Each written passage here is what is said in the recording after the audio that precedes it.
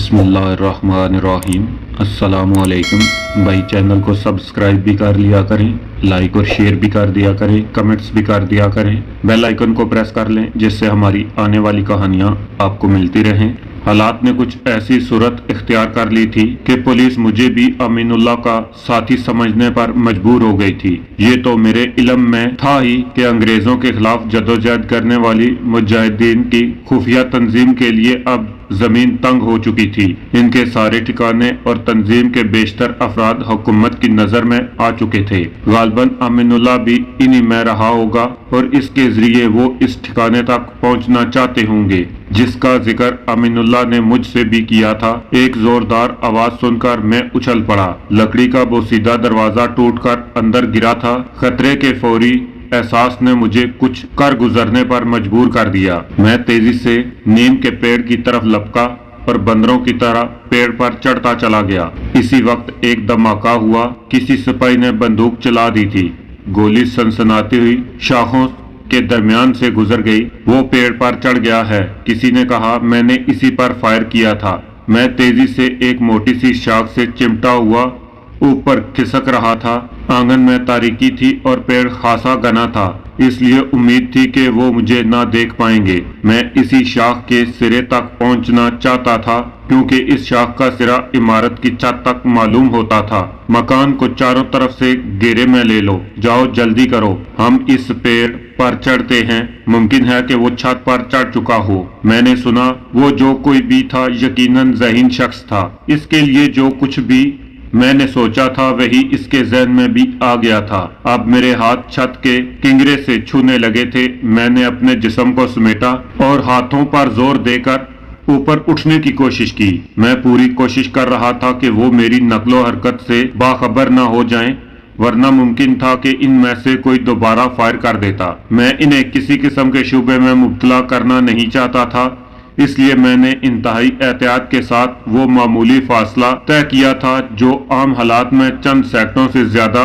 न लेता। मैं पेड़ पर से सीने के बल छत पर रिंग गया और इसी वक्त पेड़ की शाख जोर से हिली। गालबन पुलिस वाले भी पेड़ के जरिए ऊपर चढ़ रहे थे। छत सपाट थी। मैं तेजी से रिंगता हुआ छत के दूसरे सिरे तक पहुंचा और नीचे गली में झांका। गली में पुलिस वालों की भारी तादाद मौजूद थी और आसपास के मकान वाले सहमे हुए अपने अपने घरों के दरवाजों से झांक रहे थे। मुझे इस सूरत हाल तक पहुंचने में कुछ ज्यादा अरसा नहीं लगा। हालात बड़ी तेजी और सरहद के साथ वाकया पजीर हुए थे। हमजाद को मुझसे जुदा हुए ज्यादा वक्त नहीं हुआ था।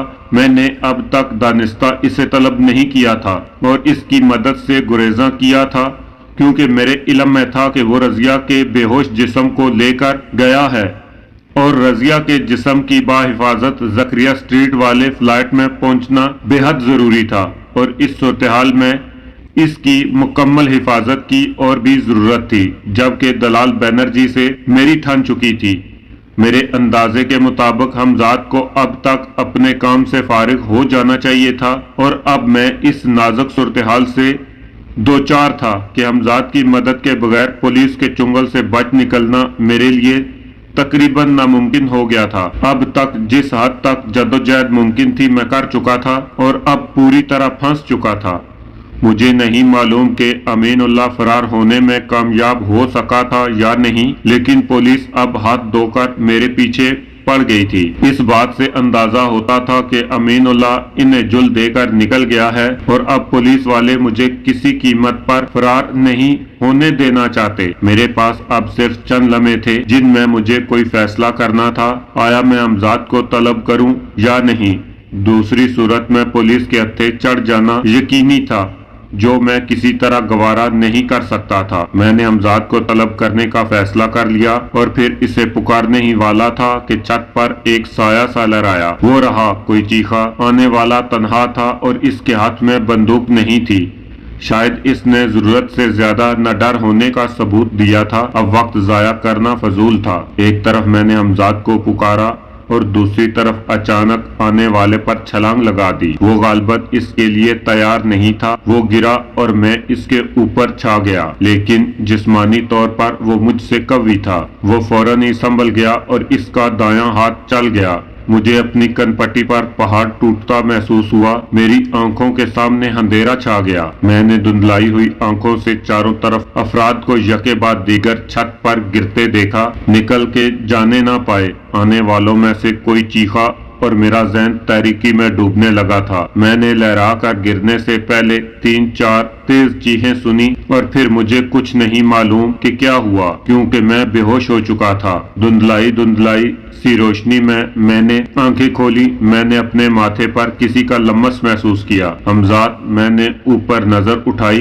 गालबन मुझे पहुंचने में कुछ देर हो गई। मैं माजरत ख्वाह हूँ, लेकिन हमजाद कुछ कहते कहते रुक गया। मैं एक आरामदेह मसहरी पर दराज था और सामने ताक में लालटेन रोशन थी, मगर इसकी लो बहुत मध्यम थी। मैंने हमजाद की बात नजर अंदाज करते हुए कहा, शायद तुमने दानिस्ता रोशनी कम रखी है ताकि किसी किस्म का शुबा न हो कि यहाँ कोई मौजूद है या कि नहीं। मैंने कमरे का जायजा लिया और चौंक पड़ा। जी हाँ, हमजाद की आवाज सुनाई दी, मगर मैंने इसका जवाब सुना अनसुना करके बेताबी से पूछा, रजिया कहाँ है? वहाँ जहाँ सिर्फ आप जा सकते हैं।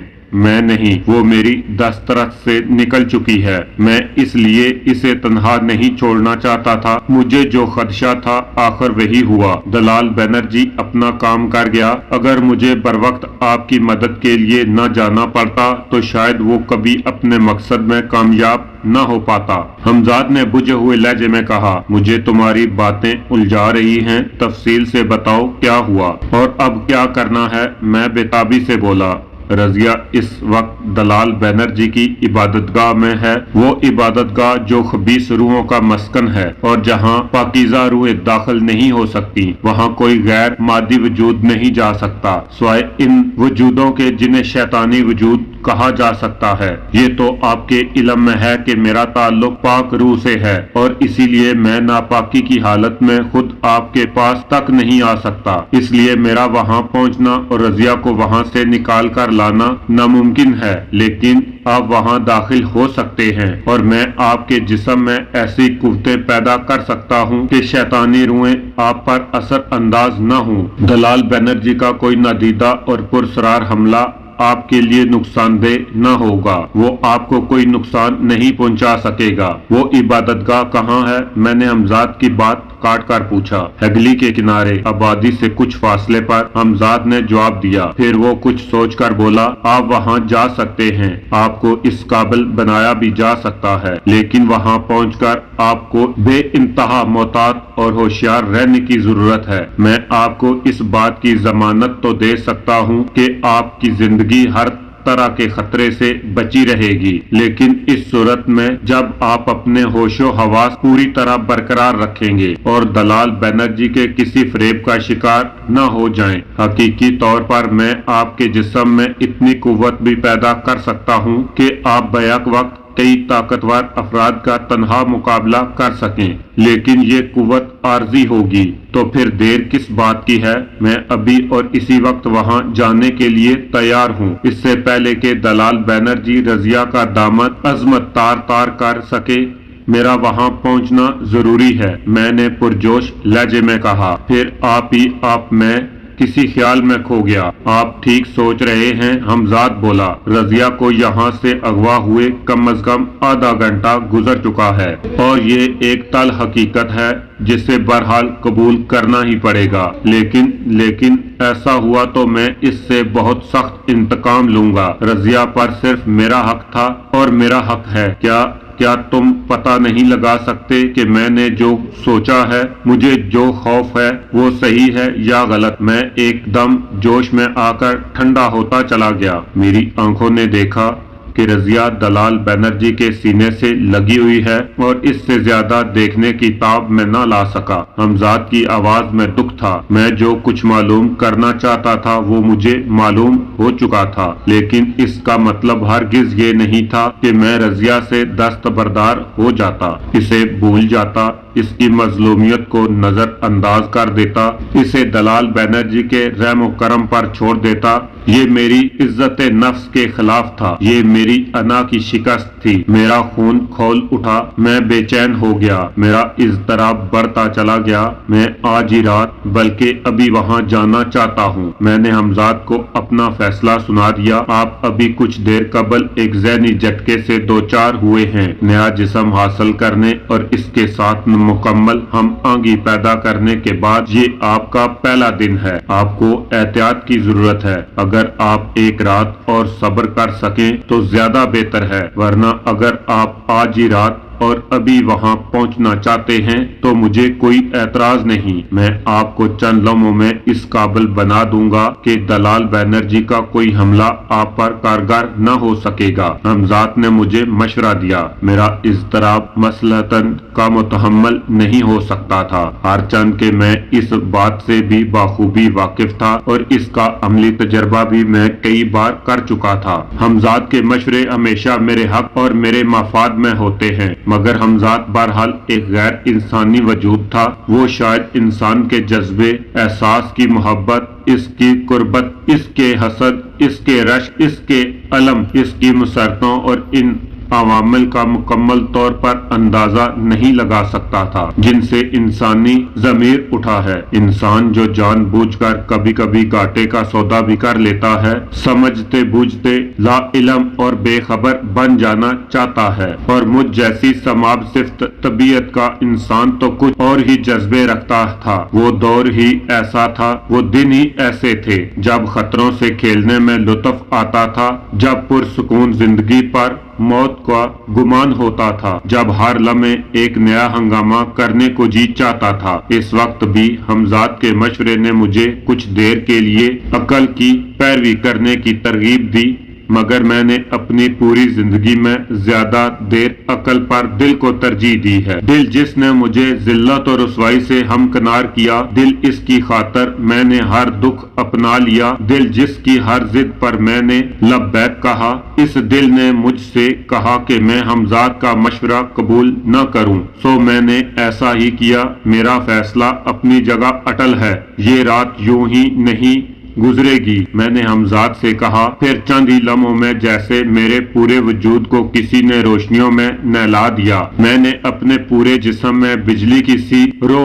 گزرتی محسوس کی۔ حمزات مجھ سے بغل گیر تھا، اور جب وہ مجھ سے جدا ہوا تو میں نے اپنے جسم میں ایک عجیب سی قوت کا احساس کیا۔ فلائٹ کا دروازہ آہستگی سے کھلا اور اس طرح بند ہو گیا۔ میں بلڈنگ کے اوپری زینے پر چڑھ رہا تھا۔ میں اس عبادت گاہ کے احاطے سے باہر آپ کا منتظر رہوں گا۔ میں اب آپ کی طرف سے مطمئن ہوں، لیکن ایک بار پھر آپ کو یہ تلقین کروں گا کہ جب آپ وہاں داخل ہو کر محتاط رہیں گے اور رضیہ کو وہاں سے نکال کر جلد از جلد اس عبادت گاہ کی حدود سے باہر لے آئیں گے، اس کے بعد کوئی طاقت ایسی نہیں جو ہماری راہ میں حائل ہو سکے۔ حمزات نے چھت پر پہنچ کر کہا، شہر ابھی پوری طرح سویا نہیں تھا اور کلکتہ کی راتیں تو ہمیشہ جاگتی ہیں۔ حمزات مجھے کافی بلندی تک لے گیا تاکہ لوگوں کی نظریں مجھ پر نہ پڑ سکیں۔ اس نے مجھے بے ہوش نہیں کیا تھا۔ میرے لیے اب یہ کوئی نیا تجربہ نہیں تھا، اب میں کسی قدر اس کا عادی ہو چکا تھا۔ شہر کی عمارتیں چھوٹے چھوٹے کھلونوں کی طرح دکھائی دے رہی تھیں۔ مشکل سے 1 منٹ گزرا ہوگا کہ میری سماعت میں ہگلی کی پرشور لہروں کی آواز ٹکرائی۔ ہم پہنچ چکے ہیں۔ حمزات نے مجھے نرم ریت پر اتار دیا۔ میرے بائیں طرف ہگلی بہہ رہی تھی اور دائیں طرف کچھ فاصلے پر ایک بڑی سی عمارت کا دھندلا سا ہیولا نظر آ رہا تھا۔ ممکن ہے وہ آپ کی آمد سے باخبر ہو جائے، لیکن وہ آپ کو عبادت گاہ میں داخل ہونے سے نہیں روک سکے گا، حمزات نے بتایا۔ لیکن کس طرح؟ اگر عبادت گاہ کے دروازے بند ہوئے تو؟ میں نے جواب دیا، اس پوری عبادت گاہ میں کوئی دروازہ نہیں، حمزات نے جواب دیا، اور غالباً اس کا سبب یہ ہے کہ یہاں دلال بینرجی کی اجازت کے بغیر کسی کے داخل ہونے کا سوال ہی نہیں۔ آپ ٹھیک سمجھے؟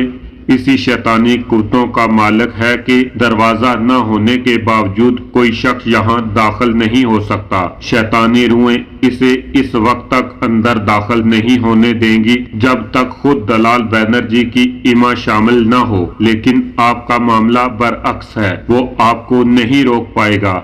हमजाद ने मुझे तसल्ली दी, मुझे ये बताते हुए कोई आर नहीं कि जब मैं हमजाद से रुखसत होकर इस पुरसरार इबादतगाह की तरफ बढ़ रहा था तो मेरे पाँव में लर्जिश थी, मगर जल्द ही मैंने खुद को संभाल लिया। ये पहला मौका था जब मैं तनहा कोई मार्का अंजाम देने जा रहा था, लेकिन मेरे दिल को इस अमर से तकवीयत भी थी कि मेरी पुश्त पनाही के लिए हमजाद मौजूद है। मैं ला इलम था कि मैं इस पुरसरार इबादतगाह में पहुंचकर किन हालात से दो चार रहूंगा। इसीलिए मेरा दिल पुरजोश होने के साथ साथ वसवसों और अंदेशों से भी लबरेज था। चांद बादलों की ओट से निकला तो मुझे इस इमारत के खंडर नुमा नकूश नजर आए। इस जगह अजीब सी वीरानी बरस रही थी, मुकम्मल सकूत और वीरानी, ऐसी जैसे वहाँ जिंदगी के आसार ही न हूँ। जैसे जैसे मैं इस इमारत से करीब होता गया मैंने अपने वजूद पर एक बोझ सा महसूस किया, मगर मेरे कदम आगे ही बढ़ते रहे। फिर जैसे ही मैंने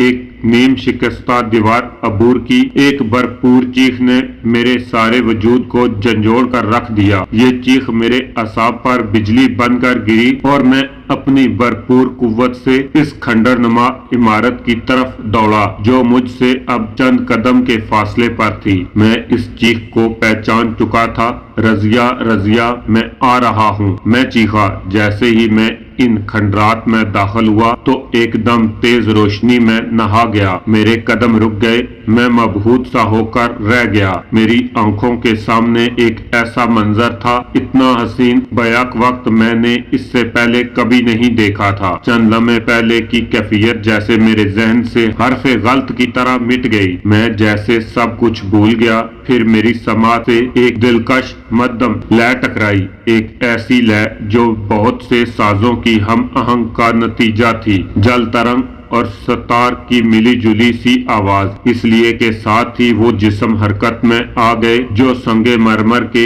एक हौज के किनारे नीम दराज थे। हौज के इर्द गिर्द सुर्ख गुलाबों की महक मेरे हवास को मुसख्खर कर रही थी। न जाने मैं कब और किस तरह नरम नरम हरी घास पर नीम दराज हो गया और इन क़यामतों ने मुझे घेर लिया। रंग व निगत का हंजूम मुझे अपने घेरे में ले चुका था। मैं न जाने किन दुनियाओं में सफर कर रहा था। मैंने अपने होंठों पर दो गुलाब की पंखुड़ियां महसूस की और एक बेनाम सा नशा मेरे सारे वजूद पर छाता चला गया। ब्रीक पैरहनों की सरसराहट के साथ मेरी वहशत बढ़ती गई। मुझे याद है कि किसी सरू कद के नाजुक हाथों में एक सुराही थी। फिर चंद लम्हे बाद एक बलौर गिलास मेरे होंठों से लगा तो मुझे उबकाई सी महसूस हुई, मगर मैं वो बढ़ता हुआ हाथ न झटक सका। एक गर्म आग मेरे सीने में उतर गई। शराब, मैंने सोचा, मगर अब वक्त गुजर चुका था। मेरे कान की लोहे गर्म हो गई। बहती हुई हवाओं की हल्की हल्की थपकियों ने मुझे लज्जत और सुरूर की नई वादियों में गुम कर दिया। जिंदगी में पहली बार मैं लज्जत मैं से आशना हुआ था, लेकिन अगर मुझे इस वक्त शराब न पिलाई जाती तो शायद मैं नशे से न बच सकता। ख्वाब और बेदारी, बेदारी और ख्वाब, खुशबू और रंग, नशा, हर दौर नशे में, इन्हीं के दरमियान वाकई नापैद कन्नाओं समातों में न जाने कब तक अपना वजूद भूला रहा। नशा पहम नशा, शराब का नशा। मैं इस नशे में खो गया। मैं इस पुरसरार इबादतगाह में क्यों आया था और मुझे यहाँ आकर क्या अंजाम देना था, मुझे कुछ भी याद न रहा। अगर जमीनी जन्नत का तस्वर किया जा सकता है तो वहाँ मैंने वो शब और रोज जन्नत में बसर किए। एक सा मौसम, एक सी कैफियत, एक न खत्म होने वाली लज्जत। वक्त जैसे अपनी जगह ठहर गया हो, जैसे गर्दश रोजो शब खत्म हो चुकी हो, जैसे जिंदगी सिर्फ राहत ही राहत हो, कैफ ही कैफ और नशा ही नशा, लज्जत ही लज्जत, रंग ही रंग, खुशबू ही खुशबू। मुझे याद है कि वो नशे के टूटने की सी कैफियत थी और मैं मुतवक्को था कि हस्बे मामूल मैं फिर लज्जतों में डूब जाऊंगा, मेरे होंठों से फिर कोई शराब आ लगेगी, लेकिन इस दिन ऐसा नहीं हुआ। वो हल्की हल्की साजों की लय एकदम खत्म हो गई जिसकी मेरी समात आदी हो चुकी थी। खुशबुएं न जाने कहाँ रूपोश हो गई थी, रंग न जाने किधर बिखर गए। मैंने घबरा कर धुंधलाई आंखों से चारों तरफ देखा। मैं अपने बाग में बासी फूल रखने का आदी नहीं हूँ, अब तुम इसे ले जा सकते हो। इस गूंजदार भारी आवाज ने जैसे मुझे ख्वाबों की दुनिया से हकीकत की दुनिया में खींच लिया। मैं एकदम उछल कर बैठ गया। मेरे सामने हौज के किनारे दलाल बैनर्जी अपने मखसूस लिबास में खड़ा हुआ था और इसके पैरों के पास एक लड़की का जिस्म पड़ा था जिसका चेहरा छुपा हुआ था। मेरी रगों में खून तेजी से गर्दिश करने लगा। मेरा जी चाहा कि मैं दलाल बैनर्जी के गर्दन दबा दूं। इंतकाम, मेरे जहन में एक लफ्ज गूंजा और इसी वक्त वो फिर बोला। मैंने कभी अपने मेहमानों की खातर में कमी नहीं की। मुझे यकीन है कि तुम इस पूरे एक हफ्ते में जिंदगी की इन मुसरतों से हमकनार हुए होगे जिनका कभी तुमने तसव्वुर भी ना किया होगा। दुश्मन बनाना बहुत आसान है मगर दोस्त बहुत मुश्किल से बनते हैं। तुमने मुझे बासियत दुश्मन कबूल किया था और देख लो मैंने अपनी दुश्मनी का कर्ज अदा कर दिया। ये कहकर इसने अपने पैरों में पड़े हुए जिस्म को ठोकर लगाई।